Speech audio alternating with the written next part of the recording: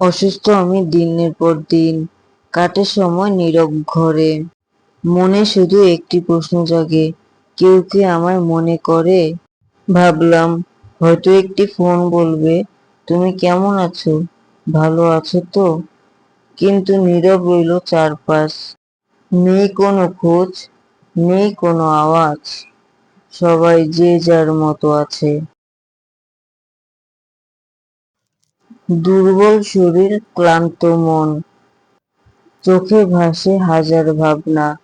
তখন বুঝলাম সবাই থাকে না সবার পাশে।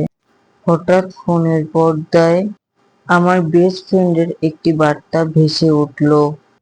কেমন আছিস তুই? এখন কি ভালো লাগছে তোর? আমি তোর জন্য দোয়া করব, যাতে তুই তাড়াতাড়ি সুস্থ হয়ে যেতে পারোস।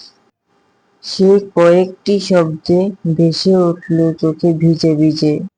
ফোনটা বুকে জড়িয়ে শুধু বললাম, রক্তের সম্পর্ক অনেক আছে, কিন্তু কষ্টের দিনে বুঝেছি সত্যিকারের আপন সেই, যে না বললেও আমার খবর রাখে।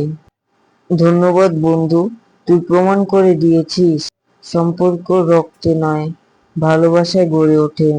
হয়তো এই অসুস্থতার দিনগুলি স্মৃতি হয়ে যাবে, হয়তো তোর একটি খোঁজ, তোর একটি মেসেজ, তোর একটি কেমন আছোস আমার হৃদয়ে সারা জীবন অমলিন হয়ে থাকবে। কারণ কষ্টের দিনে যে মানুষ পাশে থাকে সে জীবনের মূল্যবান মানুষ।